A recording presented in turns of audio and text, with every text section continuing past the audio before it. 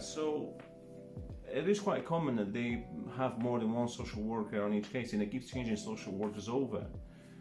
Now, rationally, it would be more beneficial to have one or two social workers overseeing the whole case from beginning to end.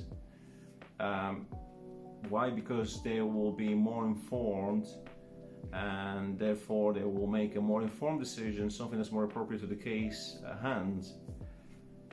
So why did they move social workers from away from cases and replace them with new ones? Well, it is, I believe, I'm very confident, it's mainly because this is an effective way for local authorities to control the narrative. What do I mean by that? Because when they bring a new social worker into a case, we all know that social workers are overwhelmed with work and under-resourced and underfunded. So when they bring a new social worker to the case, more than likely that social worker won't be able to afford to look at all the evidence up to date, and they are more than likely to rely on the narrative that's presented to them by their superiors, by the local authority.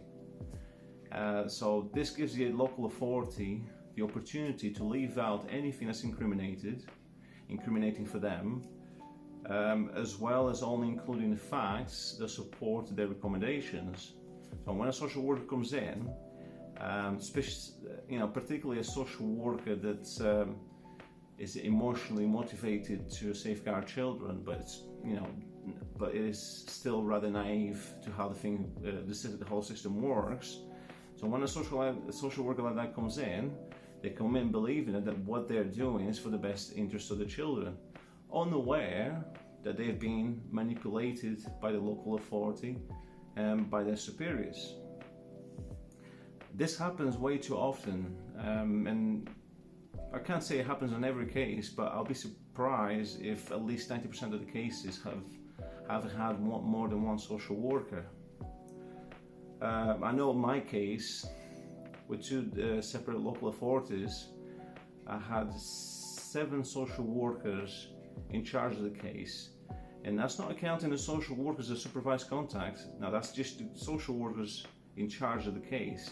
If I was to account for the other social workers that supervised contact and provided contact session reports, etc., I think I will be closer to the number of social workers that was involved in our cases would have been closer to 15 social workers. Now, why is that a problem? Well, that's 15 different perspectives in one case. Trying to figure out what's the best thing to do, what's the best course of action for my kids or for the kids in the kids in question in the case. Now, what's the likelihood that those 15 different perspectives will be lined up with each other? What's the likelihood that they're going to be rather similar, and therefore they're going to come out with very similar methods as to what steps to take to improve the situation? It's highly unlikely. And once again, it supports my belief that the main reason they do this is because they can keep manipulating the social workers as they keep changing them and as they keep taking over the case.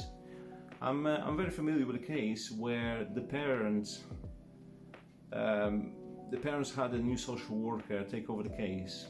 Now, this social worker started to see through the lies of the local authority, and she was trying to stick up for these parents because you could see the parents, they were rather fit for taking care of the child, and so she put that in her report. And when a meeting took place with her supervisor in the room, one of the things the supervisor said to that social worker was that he was disappointed in her because she was sticking up for the parents, because she was presenting the facts as they were, and because these facts supported the parents having more time with their child. The supervisor was disappointed. Why? Because it went against their recommendations. So now that you know this, what can you do to not fall into those traps? Well, there isn't much you can do to prevent the case being taken over by a new social worker. But what you can do is you can ask for it. Well, it's not so much asking; it's you can demand an email address of them.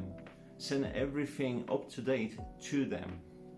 That way, they have everything they need to make an informed decision.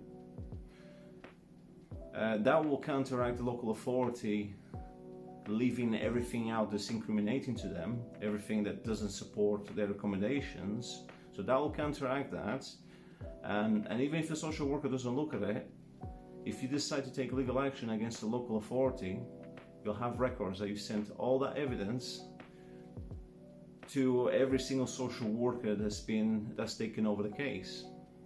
Something else you might want to do is also ask them in writing, preferably via email, ask them what was the reason why the previous social worker was taken off the case, and ask for specific details, not just a broad, vague justification from them. Ask them for specific details, or keep asking for specific details until you get enough context for you to give an idea why the social worker was taken off the case. Now, if they ask you, well, why are you so interested in the reasons why we've taken that social worker off his case? A very valid reason. You just tell them the main reason is because I want to determine by myself if those reasons affected my case or not, and if the case needs to be reviewed. And just keep at it, keep asking them for it. Send an email 2 weeks later. If they haven't replied, send another email. By the third time, if they haven't replied to your emails, make a formal complaint. If that doesn't work, approach your local MP. Although I've done that and it hasn't really worked, because the local MP is not going to want to do anything that's going to jeopardize their position. But the point of it is taking the steps. Because if it comes to a point where you're taking this local authority and suing them for the wrongdoing that they've done to you and your children, you'll have all these records, and this is going to significantly strengthen your case. Something else that you need to be aware of is that a lot of social workers, although they're taking off the case, they still remain within the same local authority, but there's also a lot of them that are moved on to another local authority. So when social workers make mistakes, they are often dismissed for underperforming. Not because they've done a mistake that's caused trauma to a family, it's because they've underperformed. And a lot of the time, before the social worker steps out of the door, they already have another job lined up with different local authority. I found that out with several of the social workers that were involved in my case, a couple of which lost their jobs after I reported their actions, but then only to find out that they was working for the other local authorities immediately after. So that's something else for you to be informed of. And why is that? Because if this social worker used a counterproductive and irrational methodology in your case, and they haven't faced this disciplinary action, what do you think the likelihood is that they've learned their lesson and they're not going to do the same at the next local authority, or that the next local authority is not going to manipulate them in the same way that this local authority hasn't? And more than likely, they're going to continue this vicious cycle like they have done for decades.